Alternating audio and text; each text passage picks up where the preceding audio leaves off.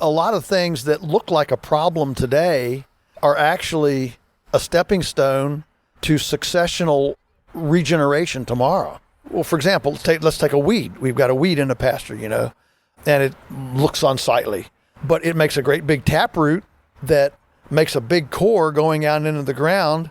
And the bottom line is that big taproot makes a big carbon drill and a porous spot for rain to soak in better in that new channel into the ground that will actually stimulate the germination of a new, clover or succulent plant that doesn't look like a weed, that the cows like better, but it was created by the weed that made a different environment in the soil, translocated a different set of minerals and nutrients for the soil to succeed to a different level. I think that's a lot of what all this is. Just because there's unsightly weed today doesn't mean that's not part of the trajectory of progress tomorrow.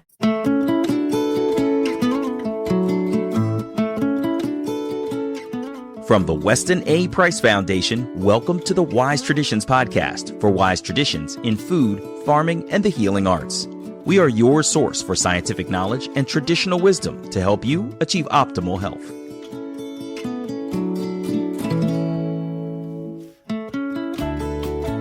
Hey, Hilda here. What if COVID-19 has a purpose and lessons to teach us? This is episode 314, and our guest today is Joel Salatin. Joel is the man behind Polyface Farms in Swoope, Virginia. He is an author, speaker, and a leader in the regenerative farming movement. Always outspoken, Joel today dares to examine the lessons we may learn from COVID. On the farm, when animals get sick, farmers try to figure out what went wrong. Nature's default, Joel suggests, is wellness. So we have to ask ourselves, what have we done that has led us to where we are today? Are there steps we can take to support our immune systems? And what's the problem with the heavy-handed restrictions? Are these worse than the illness itself? Before we get into it, I want to let you know that the Weston A. Price Foundation Facebook page was recently unceremoniously removed by Facebook. Not to be deterred, we started a new one. So look for the Wise Traditions Facebook page, like it, and comment. We remain committed, as always, to education, research, and activism, even when it goes against the mainstream narrative. Our goal is to empower people to make informed choices about their health and to take their health into their own hands. Become a member to support this work if this resonates with you. Go to westonaprice.org and click on the Member Yet button. Use the code POD10 and join hands with us for only $30 a year. This is Holistic Hilda, and you're listening to Wise Traditions. Welcome to Wise Traditions, Joel. Hi, it's great to be with you, Hilda. Always. It is nice to see your face. It's nice to see any face these days. It is. Now, a year ago, we talked about the situation, and even though you're not a doctor, you had a feeling that staying away from each other and wearing masks might not be the answer. Why is that? Where did that come from, Joel? Well, I'm a big believer in immune function and adaptability of our own bodies to be able to adapt and to adjust to speak into a new situation. And so just intuitively, it didn't make any sense to me that we're going to social distance or we're going to wear masks or we're going to get vaccines. The thing to do is, all right, so this is a new thing. Are we really going to wear masks forever? I mean, my problem at the beginning was, well, what's the end game? Because I don't see, unless you actually get herd immunity, which that was something we heard early on, and then it kind of waned, then you didn't hear about it. And early on, there were many people talking about, well, you just herd immunity, it just comes on. That's part of cultural adaptation to a new thing. And how many flu strains have we had? There's a dozen. Things mutate, and we see it on the farm, things come through. And so you have this initial kind of difficult adaptation time, and then you brush yourself off and you go on and you don't hear about it again. And when the animals on your farm are exposed to disease, some don't make it, and those that do, are they stronger? Absolutely. I've never believed in a bunch of crutches. That's part of the problems with complete herd like vaccinations and wormers and those kinds of interventions. When you give everybody a crutch, then you don't know who the strong are, who the weak are, and you give things less chance to adapt. So if you exercise that immune system a little bit, so, people know I drink out of the water tank with the cows. The cows are drinking out of that side. I drink out of this side. They're slobbering out there, and I don't drink all day, every day, okay? But a little swig of pond water once in a while out of a creek, these are all things that I do to exercise the immune system. Would you dare to say that by staying apart from each other, we are making ourselves weaker in some way? Yes, absolutely. I mean, Dr. Zach Bush has talked about this at length, about how my breath vapors interact with your breath vapors. And this is all part of the immunological exercise that actually yields strength to us, not debilitating whatever fragility, but actually makes us stronger. And so I created a furor early on in the thing by saying, I want it. Let's get it over with. I'll brush myself off and we'll go on. And I'm not trying to be disrespectful for people that have really suffered with it, but I'm not coming from a position of fear. I wonder now if some of the resurgence is just simply from stress of people that are just fixated on paranoia every day. We know stress, on the farm and our animals, we know the number one reason anything ever gets sick is stress. Now, it could be hygiene. It could be fear, they're scared of something. It could be dietary, not getting enough nutrition. There are numerous reasons.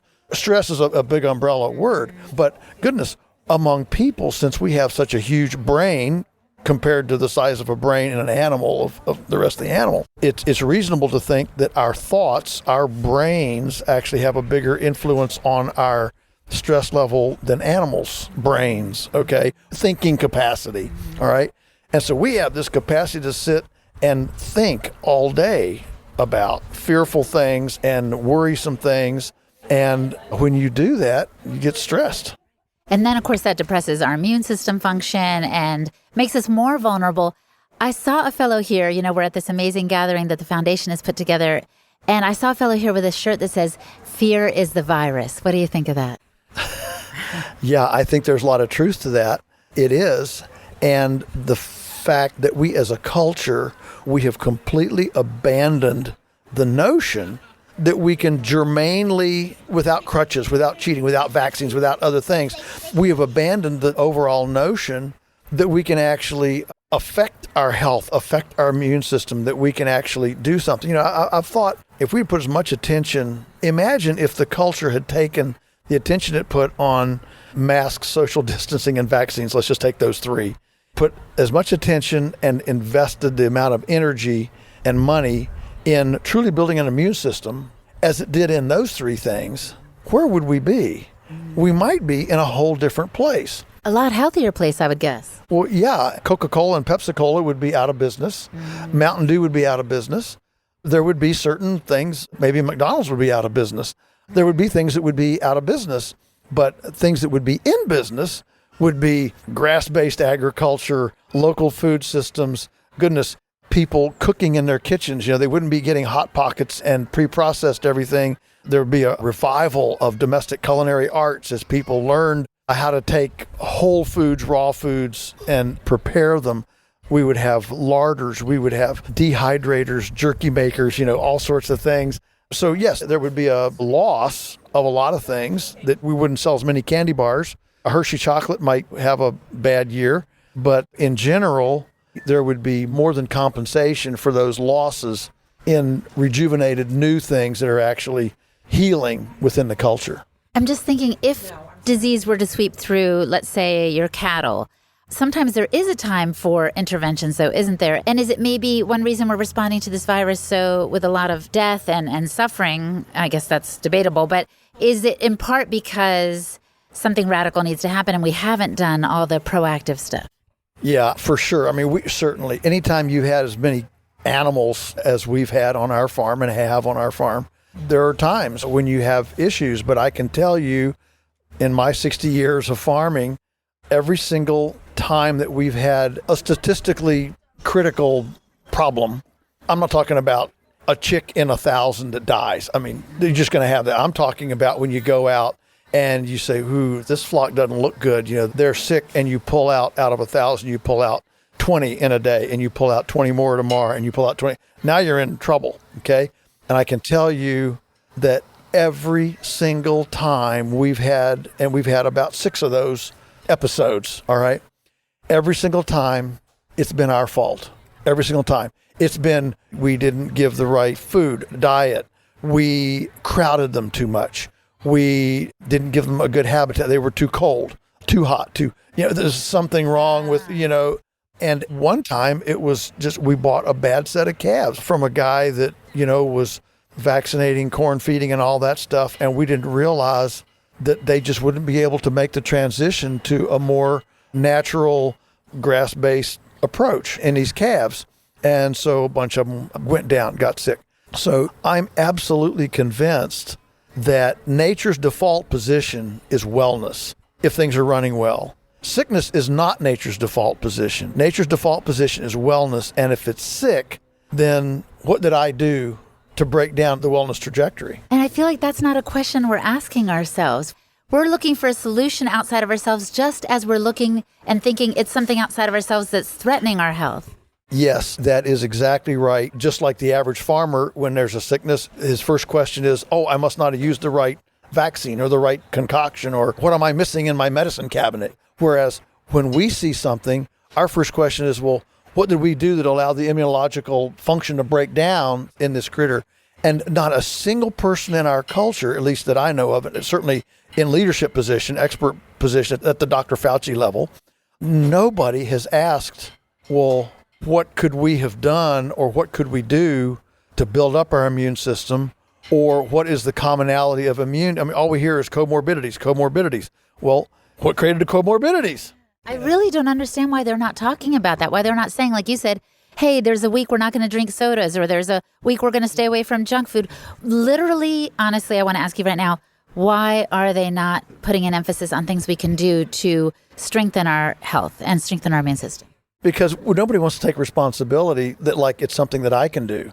We're a victimhood society, right? And we love to say, well, I'm sick because of something over there, which means I get well because of something over there. I mean, if it's something that actually I could do or affect or create myself, then I'm responsible. I'm responsible for decisions. I'm responsible for choice. I'm responsible for all these things, and I don't want to be responsible. So I just want to do whatever the orthodoxy says and expect that somebody in the orthodoxy will fix me if it's not the right thing. And that's kind of the mentality we have. And there's the other aspect too, that is the money aspect. Well, people don't make anyone else any money, right? I mean, if I'm sick, I'm going to need a lot of medications, a lot of doctor's visits, and I'm kind of perpetuating a big system. But if I'm well, I'm not giving anybody a cent. Well, that speaks to the whole kind of Wendell Berry idea that what's wrong with us creates more GDP than what's right with us. And he writes about this in The Unsettling of America eloquently. But the bottom line is, as a culture, we think we're pretty clever, but we have not been clever enough to identify what is a cultural asset and a cultural liability. If I stay well, as you said, that doesn't add money to the GDP. But if I get sick and I need doctors and medications and hospital beds and, around the clock nursing care, all those are jobs. That's all expenditures of money. And so GDP goes up. So actually sickness, from a cultural accounting system, sickness actually creates more GDP than wellness. So, for example, we have a creek out in front of the house. If I go out and pollute that creek, the cost of cleanup does not come off national GDP. It adds to GDP. Oh, that's jobs. It's energy. We have to bring a truck. We have to buy petroleum. And so my position is that if a culture cannot actually capture the difference between an asset and a liability, we're doomed. I mean, you can't be putting, we've got to build more prisons. Prisons are a GDP accelerator, whereas every prison we build should be viewed as a liability. It should come off of GDP. Juvenile detention center to come off of GDP. Every time somebody spends money on a divorce attorney, it should come off of GDP. But we don't have that kind of accounting system. And speaking of accounting, I've noticed that the rich have gotten richer. Like if you literally go, you can see stats that the head of Amazon, Home Depot, People that were already raking in the money are now multi-billionaires. Listen, this whole COVID thing has been the biggest transfer of wealth from poor people to rich people of any other thing that's ever happened in this nation. I mean, think about how big Amazon was February 2020. February 2020. Was Amazon big? Yeah, it was really big. All right. Think about this, though. In 8 months, Amazon doubled. Okay. And so it's a huge transfer of wealth, power, and now we're getting into censorship. I mean, this has created the whole misinformation log. And for the sake of COVID, we cannot afford to let minority views be heard. So if you write Contagion Myth, we have to ban that book. We can't let minority views get out. And so under the guise of controlling a contagion, we have allowed cultural control and lack of choice, even lack of ability to choose a different narrative. We have stopped that in a profound way. And so my bottom line is that the external whatever thing surrounding COVID, the fallout, the result of it is far worse than COVID itself. Coming up, Joel wonders aloud about the exit strategy from our current restrictions. You're listening to the Wise Traditions podcast from the Weston A. Price Foundation. We pause now to recognize our sponsors. We realized recently that some of our friends who are completely off-grid want to listen to the podcast. So we purchased some USB drives and have begun filling them up with 25 episodes or so per thumb drive. So go to the order materials page on our website to order yours. You may keep it or share it as you'd like.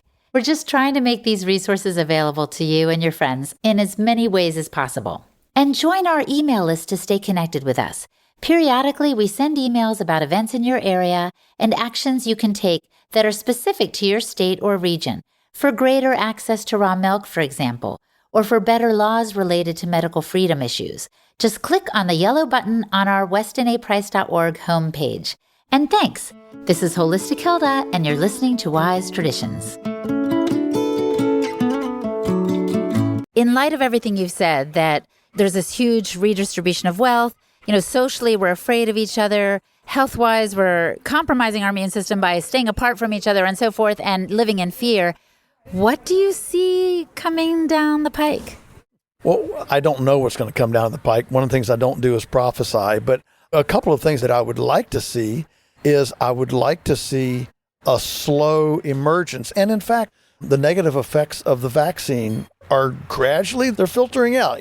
Big headline in the paper was vaccines up and so is COVID. So you get some of these little headlines, and now we're seeing the heavy lockdown states, California, New York, fared no better than the non-lockdown states, Florida and Texas. So I would like to think, you asked me, what do I see coming on? Yeah. What I would like to see coming down the pike is additional validation of the gentle effect versus the heavy-handed response to it.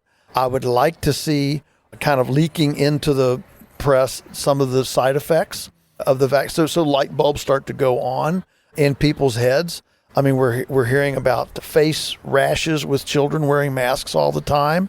Dentists are concerned that all this masking is going to create dental problems.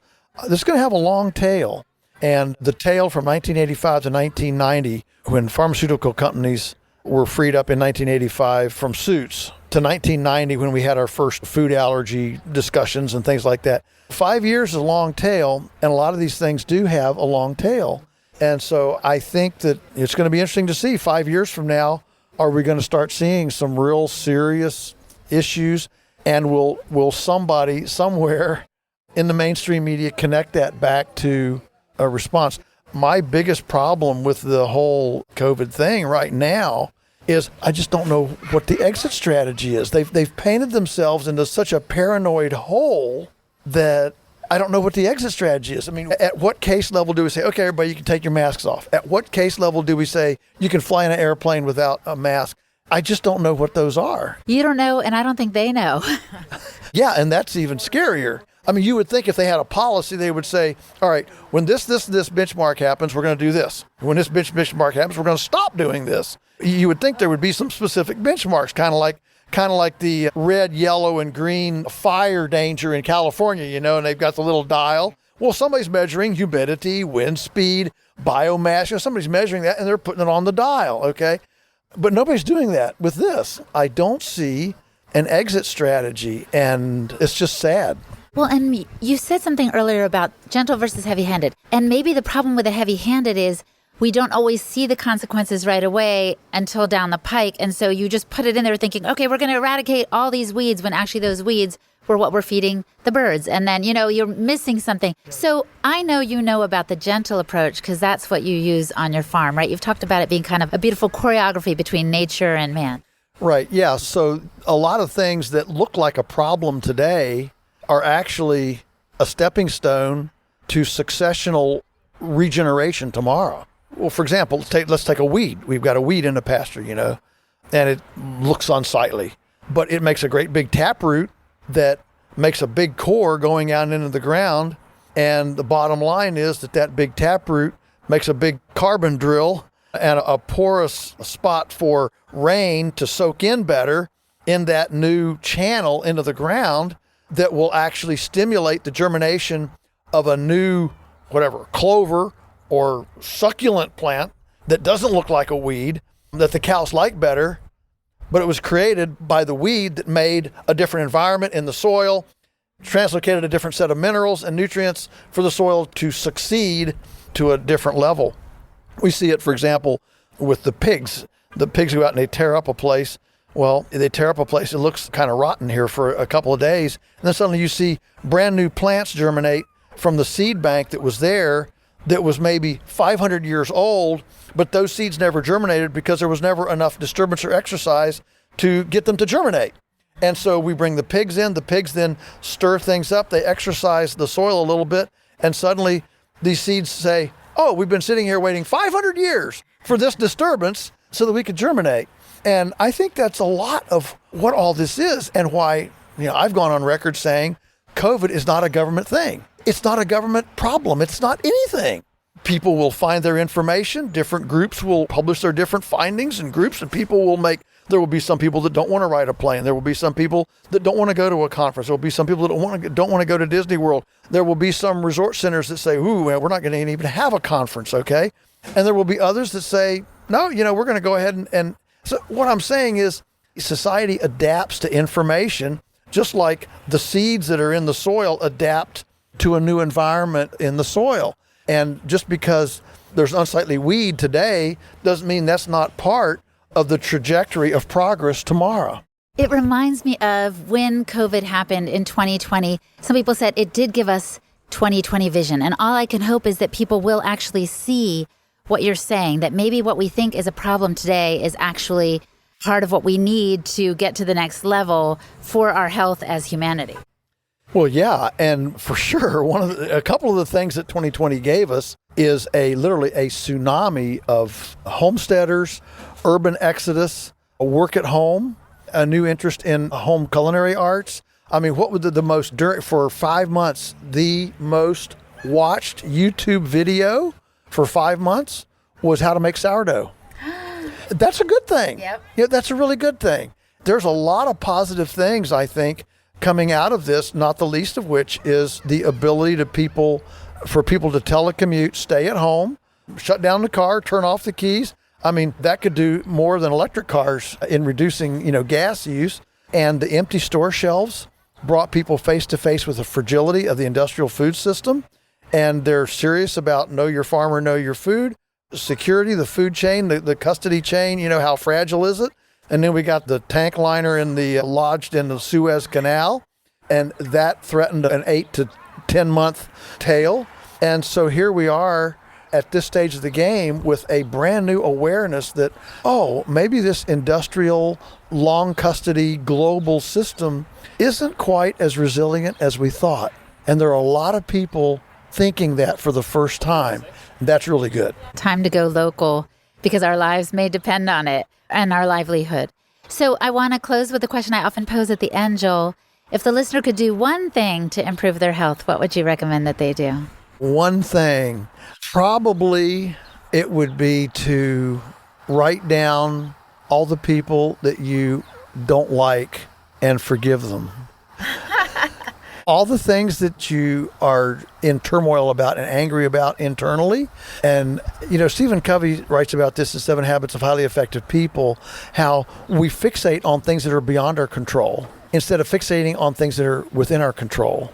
And I think that a lot of us are stirred up about things that are beyond our control. I can't change the Fauci narrative. I can't change the CDC. I can't change whatever these things are. I can change me. And so think about what I can control and then focus on that. Make a list if you have to, but what can I control? And you know what? Let it go. What I can't control, let it go. Let it go, because I can't do anything about that anyway. And I think that if we do that, it'll help to laser focus us to invest our time and energy and money in the spots that will give us personally in our own lives the greatest marginal reaction. And that's a positive thing. I can see that as going far and healing the world. Thank you so much for your time today, Joel. Thank you, Hilda. It's always a delight to be with you. Our guest today was Joel Salatin. Find out more about Joel through his website, polyfacefarms.com. And I'm Hilda Labrada Gore, the host and producer of this podcast for the Weston A. Price Foundation. My website is holistichilda.com. And for the transcript for this podcast episode, visit our website, westonaprice.org, and click on the podcast page. And now for a review from Apple Podcasts.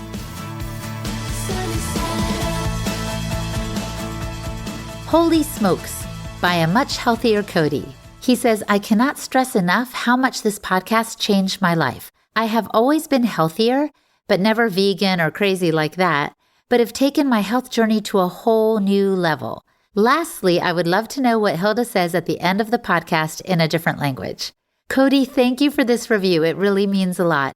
And what I'm saying is hasta pronto, which means see you soon. And I certainly hope I can. Thank you for listening. Stay well, my friend. Hasta pronto. On behalf of the Weston A. Price Foundation, thanks for listening. We have many free resources to support you on your health journey.